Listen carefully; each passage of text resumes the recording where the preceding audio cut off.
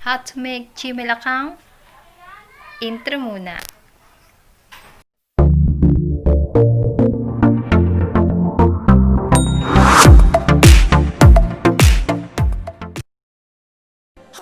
So let's start. Click Gmail. Click Get It. Click Add Email Address. Click Google. Then wait for the checking info of your Android phone. Then click Create Account. Click For Myself. Fill in the blanks.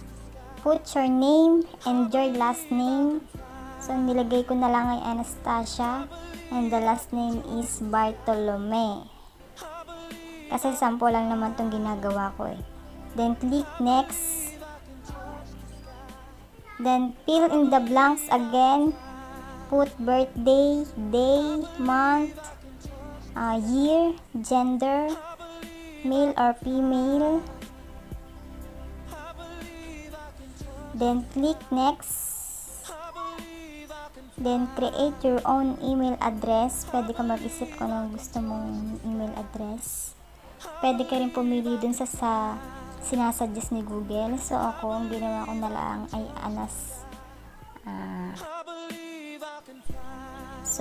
Anastasia Bartolome 1980 at gmail.com. Kailangan numbers and letters. Click Next, then create password. So, dahil example lamang ito, Anastasio 1980 ang ginawa ko. Anastasio 1980. Then, sa confirm, ganun din. Anastasio 1980. Then, click Next. Then, click Yes, I'm in. Then, click Next again. Yan, nakalagay na dyan ang iyong email address. Then, click I agree.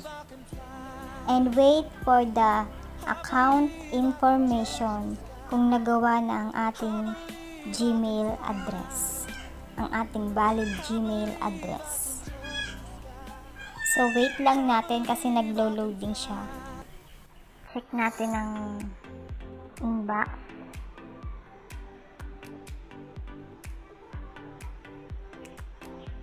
So, wala pang laman ng inbox. Pero may primary. Ibig sabihin, nakakonect si Google sa iyo, sa iyong Gmail. Ayan, nakalagay, Hi Anastasia. Then, click mo lang itong mga sign up na to. Get Google Go. Kung gusto mo pa mag-explore dito sa Google.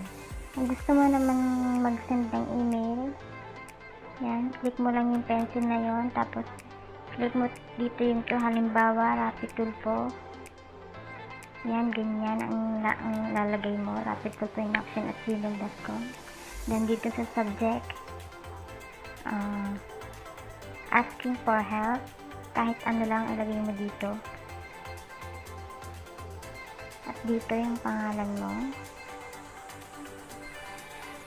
Anastasia. And then, kung gusto pang mailagay kang mga age dyan at yung mga lugar, ayan.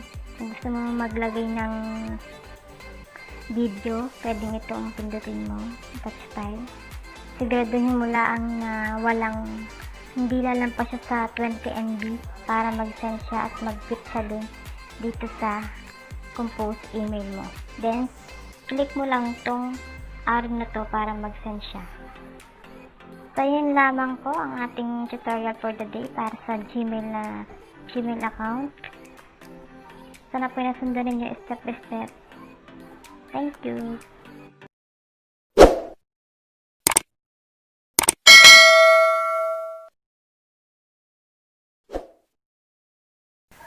So, ayun nga, natapos na ang tutorial natin. Sana inasundan ninyo ang aking step by step na pagtuturo. Lagi ko naman yung sinasabi. So, please don't forget to subscribe, like, or share, and click the notification bell para updates ka sa aking mga bagong tutorial at sa aking mga videos. Bye!